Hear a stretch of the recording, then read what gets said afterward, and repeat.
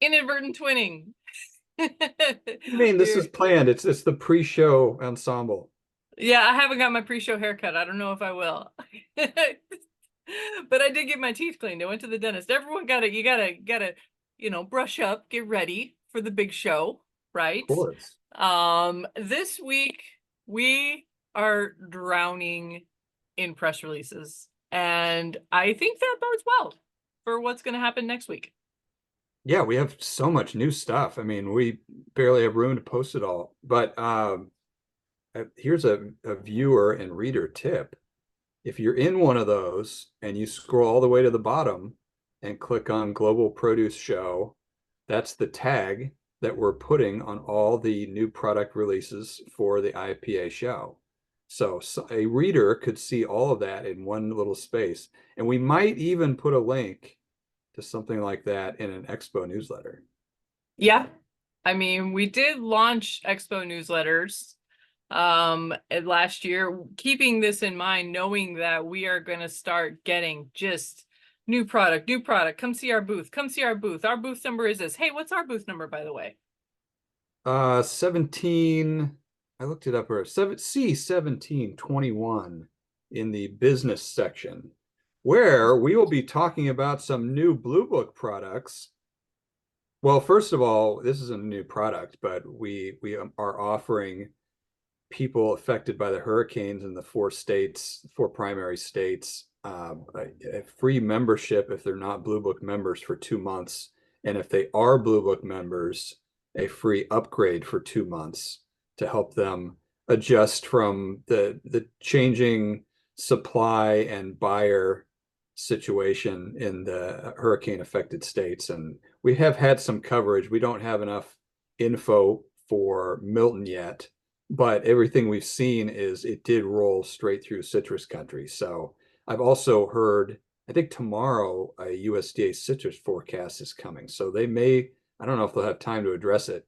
I don't think growers will know yet. Yeah, I mean, we're the storm is still in the ocean right now. It's just barely through. I did see a lot of check-ins from people we know in Central Florida, and it seems like, property damage is probably minimal. It doesn't look like it weakened right before landfall, and of course that is always great news. So it was just a regular hurricane and not the doomsday apocalypse hurricane that they had feared was going to happen, but that doesn't mean it's not going to bungle things up. Oh, for sure. Yeah, especially since the citrus country right through the middle of Florida, and that is exactly where a lot of fruit is concentrated. Concentrated. Yeah, it is actually But that's a yeah, that's nice head on citrus. But also we'll be sending out we sent out a expo special edition newsletter on Thursday of this week, and that is where you can find kind of a preview of all the education sessions, links out to that kind of stuff, so you can plan which ones you want to attend. And then next week, to start off the expo, we will be sending out that one that's got like kind of a preview of all of the new products, so you can take a look at that and see, and if you still have a news release to send us, that's where we're going to want to see it, to try to get a preview of all the new things that we're going to see. Of course, there's too many to stick in all of that stuff, but we will get in as many as we can. Yeah. I've already got several on my list that I'm ready to go hunt out on the show floor. So we will get down to that pretty soon. We had some fun news this week. We had Fresh Time Markets. Did they drop the farmers market from their name? I don't Yeah, think they don't officially. call themselves. Yeah, just Fresh Time Market. I think that's a good thing. Yeah, they released a really fun. They got ahead of Whole Foods because normally October 27th, I mean 17th last year was the day for Whole Foods to drop its 2024 trends list, and I'm assuming that they had it on the editorial calendar to drop it a similar time. But Fresh Time Market was like, no, we're going to get ahead of this. So what I like about this list is that it is Midwest focused. Fresh Time Market is based in Downers Grove, which is Chicagoland. And then it's also, I'm going to put it this way, Midwest practical, right? That's a complimentary way of saying it. Yes, Which yes, we're of course. Midwesterners, so we agree with that. Right. Yeah. I'm originally from the Midwest. I may live in Texas now, but I still have that Midwest practicality. So, and I trot this one out all the time. Back in the day when Whole Foods was starting to first release these lists, they throw out some wacky stuff like Tiger Nut Flour is my favorite one to point to. And I don't think that that's going to make it onto everyday Bob and Jane's plate, right? But here on Fresh Times, we're seeing functional ingredients, a mushroom evolution, mood enhancing beverages, spicy foods, like seeing fresh and dried chilies used in different ways. And then of course my favorite part of it was mangoes everywhere. And we've just seen phenomenal growth in the mango category. Just they're becoming less of a, I don't know what to do with this. I don't know how to buy this. And more of a, hey, did you know big as your face mango season's here? This is the best time of year to buy mangoes, which it just ended. Sorry, folks, if you missed Keat mango season. Keep your eyes open if you see them at the store still. But I love this list because it is things that we are familiar with, but that are really catching on. Korean food, another shout out to Korean food, right? It's good. If you haven't had it before, you need to go have some. Once Fresh Time's talking about it, you know it's the real deal. Right? Yeah. And the one though that I really I think that everyone needs to keep an eye on, and it's something that's happening in my household as well, is that people are prioritizing protein. And we have to make sure that produce keeps banging its drum amid all of this protein talk, because I see a ton of stuff on social media about how to get more protein. You're not eating enough protein. You should be eating 150 grams of protein a day, that kind of stuff. And if you are actually trying to do that, that is a lot of food that is not fruits and vegetables. No, but it's also most of the time it's replacing carbs, Yeah. which is Yep. also most of the time not fruits and vegetables. Yeah. So So fruits and vegetables fits in complementary on the replace protein, replace carbs with protein, because you're not just getting, I mean, you have to eat something on the side. well, and if you're putting together your content calendar as a promoter or a marketer for fruits and vegetables, I think protein needs to be at least in some of your messaging regularly. So it's like, here's how to pair produce with protein. Here's how to get more produce with your protein. Like that word needs to be keyed in there. And I know folks are on the meat side. Anna Marie does meat as well, and she talks about how meat is losing the message on protein.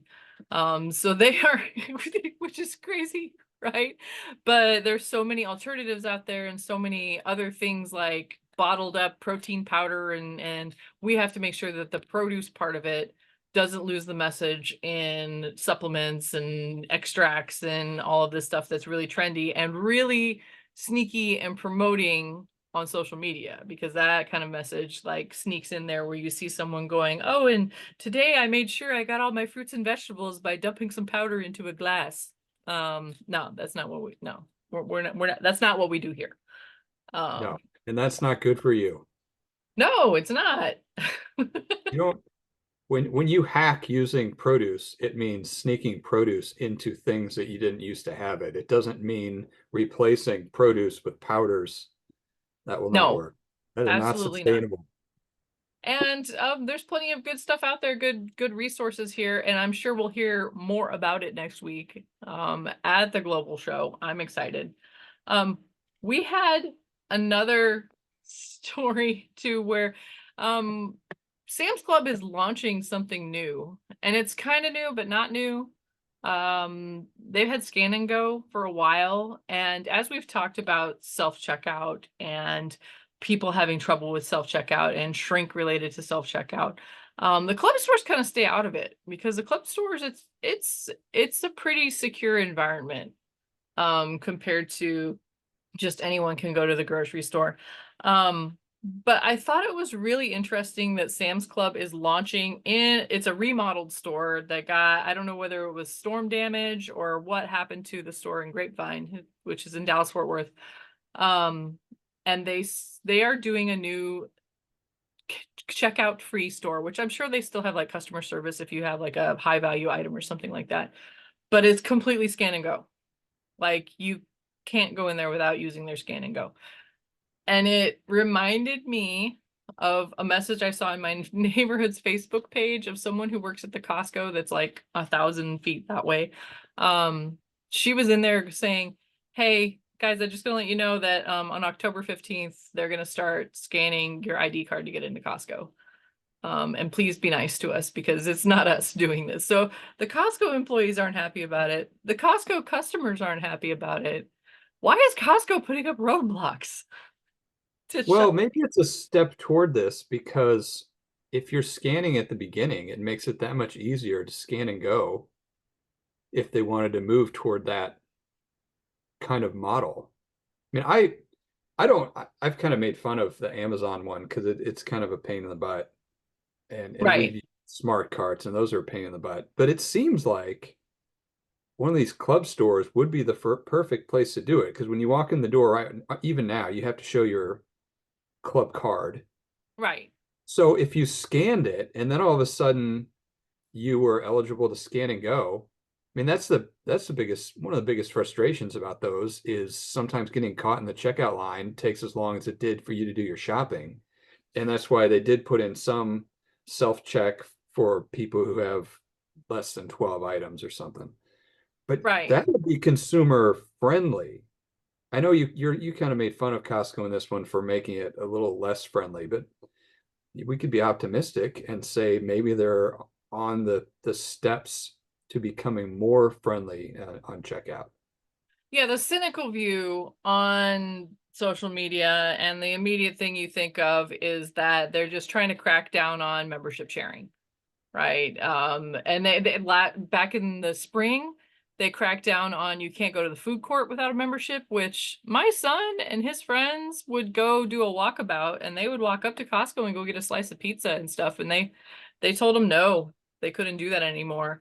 So that was kind of a bummer for them because they didn't have mom's membership with them.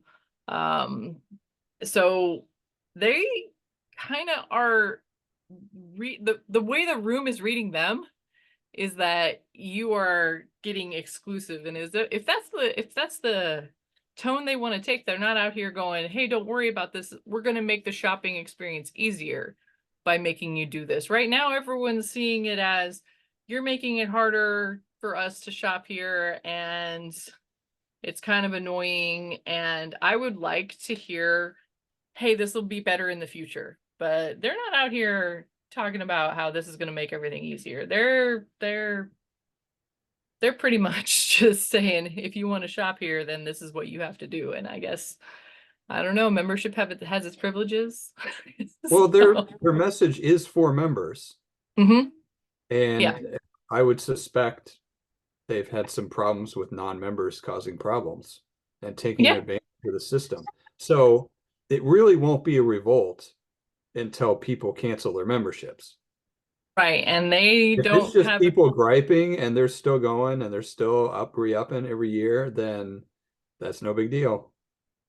It makes me wonder though, in places where there is a Costco and a Sam's close to each other, if they would see people decide to go over to Sam's because they don't want to have to deal with the hoops and they would rather deal with the more tech-friendly, quick and easy way of shopping at Sam's. Because that's when I see videos about this Costco scanning your membership thingy on TikTok or Instagram or wherever, the comments is full of people scan and go at Sam's, scan and go at Sam's. So much better. Are they bots planted by Sam's or are they loyal Sam's members getting the word out saying Costco needs to step up? You know what's really funny is when I was writing this column, I was thinking of BJ's and how I don't know much about BJ's because it's not in my market and they're just quietly over here eating popcorn. Planting new stores all over the eastern part of the US. Just quietly doing their thing. They don't have to wade into this. No one's complaining about BJ's. Well, at this point, Yet. All right. That's it for this week's Produce Reporter Week in Review. We are so overwhelmed with all the new stuff and the planning for next week that we got to cut it off here. We will see you in Atlanta, hopefully, at the Global Produce and Floral Show next week. And in the yeah, meantime, we'll have a bonus week in review that we'll yeah, record on site. on site, in person, week in review. That's always best. It's always more fun to do. Well, we'll do a regular one that comes out Friday, and then we'll do an expo only one that will Yeah. probably come out that next Monday. So people will get a double dip, and we'll be in person. I mean, you and I will be next to each other instead of across from each other virtually. Right. Don't hesitate to flag me down if you got something new that I may not know of already, because I will definitely be prowling around the show floor looking for new stuff and am looking forward to it. So in the meantime, go to producebluebook.com, check out what's coming, and sign up for the Produce Reporter if you're not getting it already. See you in Atlanta. See ya.